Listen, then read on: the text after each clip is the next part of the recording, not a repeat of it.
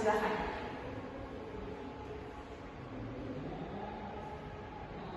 Doa selesai. Oke, selanjutnya saya akan eksekusi ya. Ini aja yang juga berangkat. Tidak dulu. Nandita, Anissa, hadir. Sadam, Hadir. ya. Oke, semua ya. Nah, kemarin kalian bahas apa teman-teman?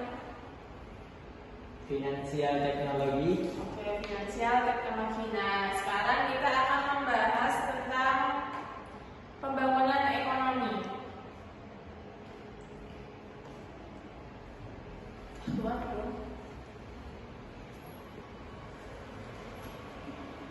Nah, untuk pembahasan materinya, yang pertama itu ada indikator, yang kedua ada tahap pembangunan, yang ketiga masalah pembangunan, yang keempat strategi, dan yang terakhir sistem perencanaan. Sebelum dilanjutkan, teman-teman ada yang tahu nggak apa pengertian pembangunan ekonomi?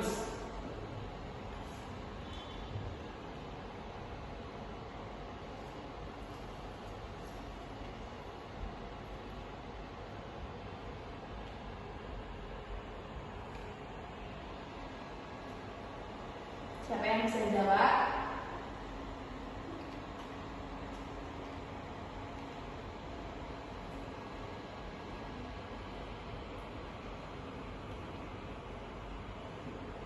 Nanti yang bisa jawab, insya Allah Ibu akan memberikan nilai tambahan ke kalian ya. Jadi jangan malu-malu untuk menjawab pertanyaan yang Ibu berikan.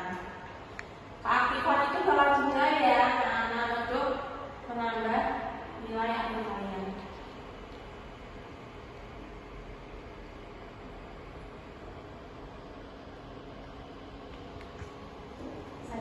Oke, Anissa. Pembangunan ekonomi itu adalah suatu proses kenaikan pendapatan total atau pendapatan per kapita dengan memperhitungkan adanya pertumbuhan penduduk dan disertai dengan perubahan fundamental dalam struktur ekonomi suatu negara dan pemerataan pendapatan bagi penduduk suatu negara tersebut. Oke, terima kasih ya Anissa. Ini dapat poin Anissa. Terima kasih. Nah, pembangunan ekonomi adalah suatu proses kenaikan pendapatan total dan pendapatan per kapita dengan memperhitungkan adanya pertambahan penduduk dan disertai dengan perubahan fundamental dalam struktur ekonomi suatu negara dan pemerataan pendapatan bagi penduduk suatu negara.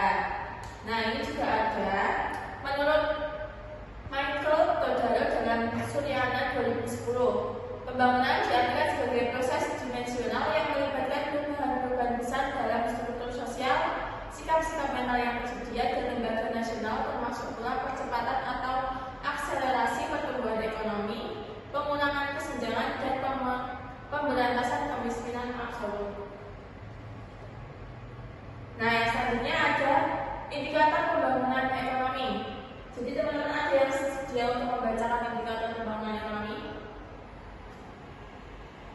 Oke, nanti silakan. Yang pertama, terjadinya peningkatan pendapatan nasional. Yang kedua, terjadinya peningkatan produksi nasional. Yang ketiga, terbukanya kesempatan kerja. Yang keempat, perekonomian stabil. Yang kelima, Oke anak-anak, dalam tahap ketiga ini adalah sektor jasa. Nah, anak-anak bisa punya ada pekerjaan apa saja yang merupakan pekerjaan jasa? Saya Bu. Ya, saya silakan. Yang pertama mungkin adalah seorang pilot. Oke, pilot, lalu Yang kedua tukang menjahit. tukang jahit, itu lalu. Ketiga mungkin tukang urut. Nah, tuh. Nah, anak-anak dari ketiga itu adalah tadi pekerjaan sektor jasa. Jadi memberikan jasa kepada orang yang membutuhkan.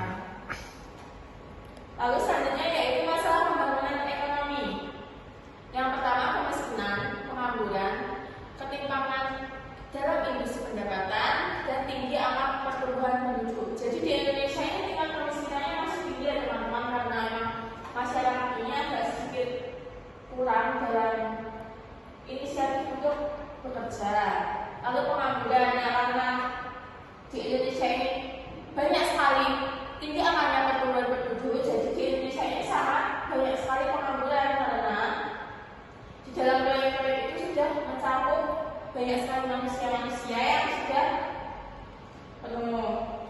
Seperti itu. Lalu selanjutnya strategi pembangunan ekonomi. Nah, adapun strategi pembangunan ekonomi yang dapat dilakukan oleh suatu negara adalah sebagai berikut. Yang pertama, strategi pertumbuhan. Yang kedua, strategi pembangunan dan pemerataan. Yang ketiga, membangun dan pelaksanaan perencanaan pembangunan.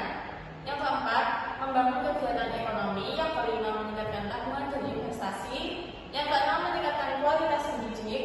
Yang ketujuh, strategi ketergantungan. Yang kedelapan, strategi pendekatan kebutuhan pokok. Nah, yang terakhir, sistem perencanaan.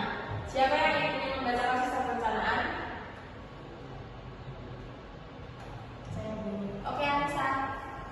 Sistem perencanaan pembangunan nasional adalah satu kesatuan tata cara perencanaan pembangunan untuk menghasilkan rencana-rencana pembangunan dalam jangka panjang, jangka menengah, dan jangka tahunan yang dilaksanakan oleh unsur penyelenggara negara dan masyarakat di tingkat pusat maupun daerah.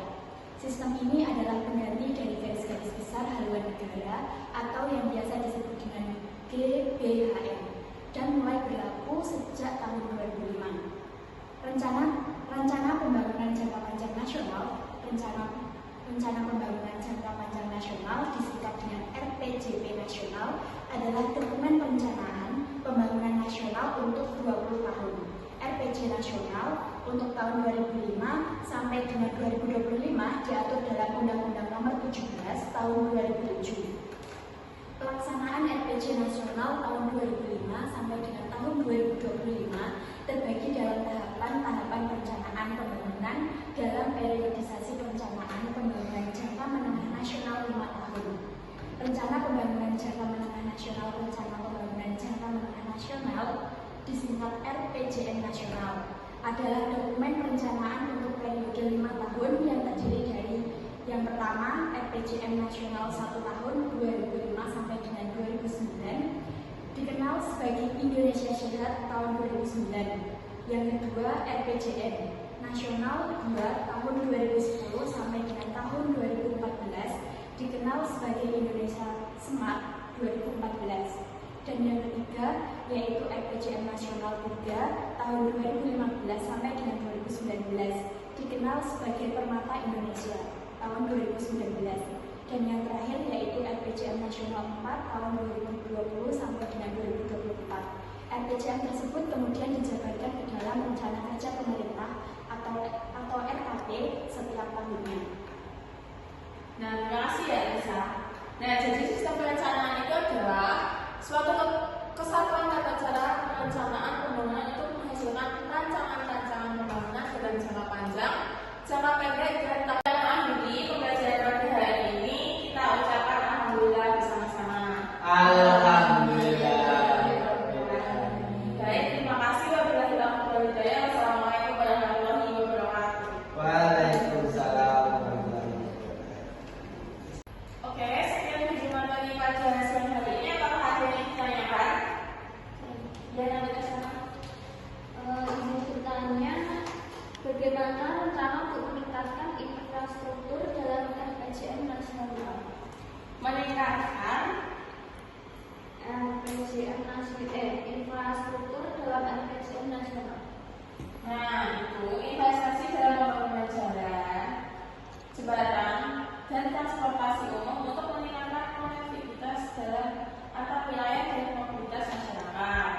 Jadi, investasi dalam pembangunan jalan, jembatan itu termasuk infrastruktur dalam RPJM. Apa ada yang ditanyakan lagi? Sudah? Nah, dari sekian materi pada hari ini, Ibu minta tolong untuk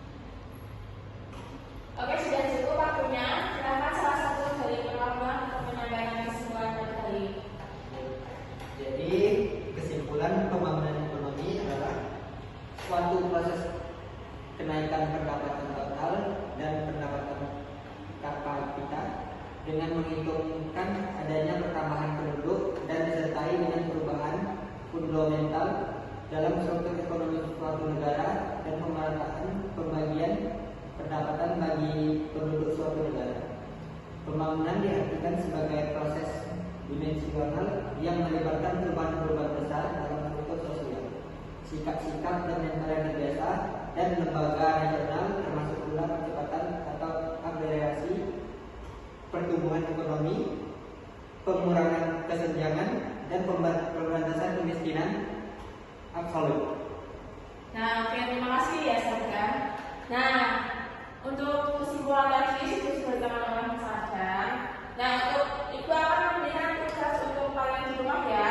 Tugasnya itu yaitu 10 huraian dan 10 pilihan ganda yang akan dikirimkan ke grup yang ada di WhatsApp nanti.